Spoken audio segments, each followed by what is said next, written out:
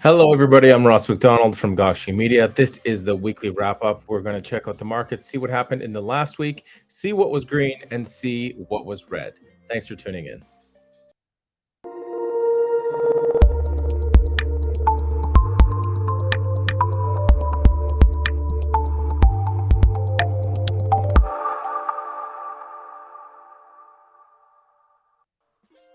How was your week? Have you been enjoying a little bit of market activity that didn't trade sideways? I have. It makes things a lot more interesting with charting. So let's take a look and jump in and see what we have here.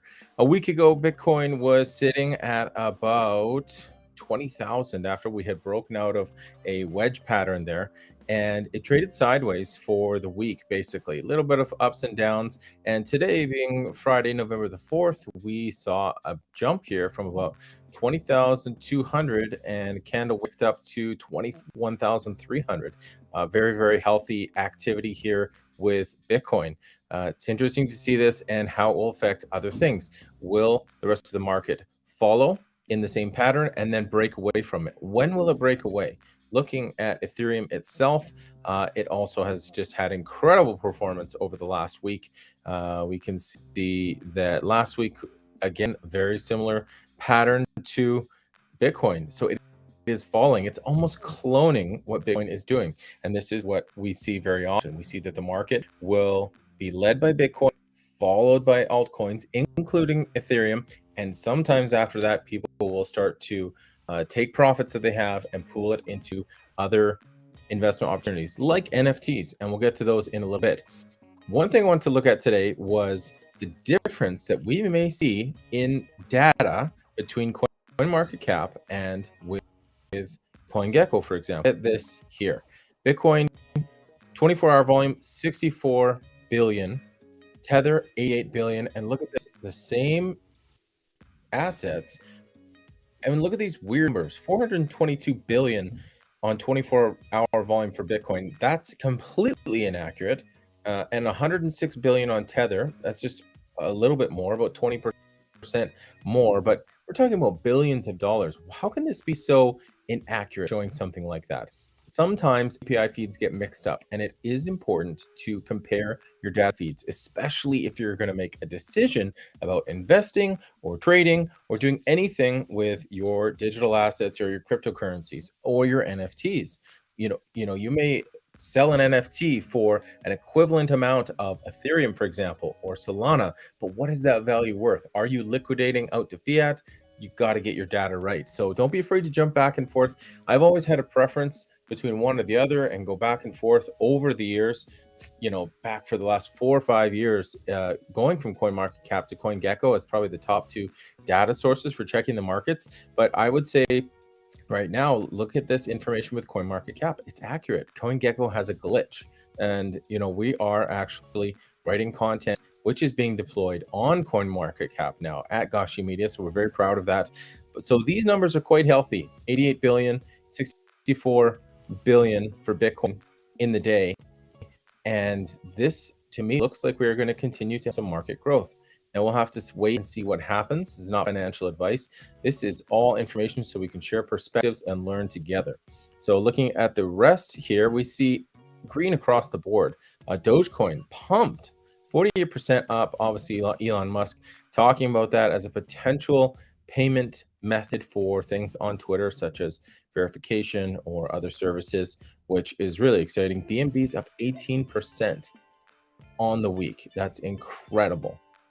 So jumping back into the charts there, let's watch this and see what happens between this week and next week. I would estimate to see a little bit of a retracement on the weekend, and it might get right back to growing next week. It's hard to say. Now we can start to establish new patterns. We're in a similar trading pattern for months. I've seen some technical analysis where they will run in 90 windows and track patterns that way. I don't get too deep into technical analysis because it can be blown up so often, but I do love it to support that I make in the market personally. Jumping over to OpenSea and looking at the top NFTs, Art Gobblers is number one, 10,000 Ethereum in volume. The floor price there is 0.49 Ethereum. And there's only 803 owners, and they're in first place. It's interesting how the markets are dominated currently by blue chip NFTs this way. How can you look and see what are popular products with higher volume and to have lower amounts on the floor price, but high volume of owners, indicating strong community?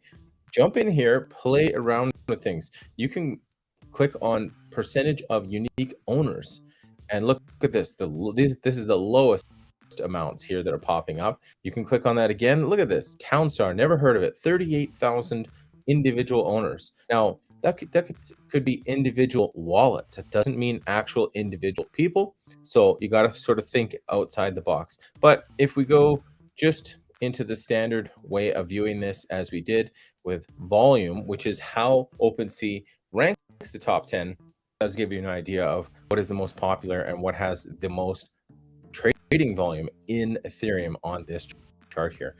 We also had inside of this, I'll give you a quick look at our gobblers. Look at this.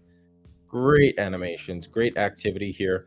But again, before you ever jump into something, do your research and check. If there are only 803 owners, I heard a good way of qualifying NFTs the other day as investments. They are illiquid. What does that mean? There's no liquidity, because if you want to see, you have to find one buyer. Sometimes that can be difficult, especially if you're trying to get at a floor price or above.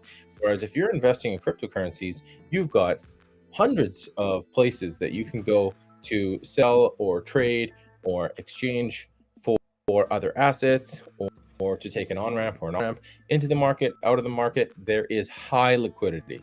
Those are the differences between cryptocurrency and between NFTs. Keep that in mind. So thank you so much for tuning in. This has been the weekly wrap up. Again, I'm Ross McDonald from Gashi Media. We hope that you all have a great weekend, and we'll see you next week, Fridays, 5 p.m. Eastern, on the weekly wrap up.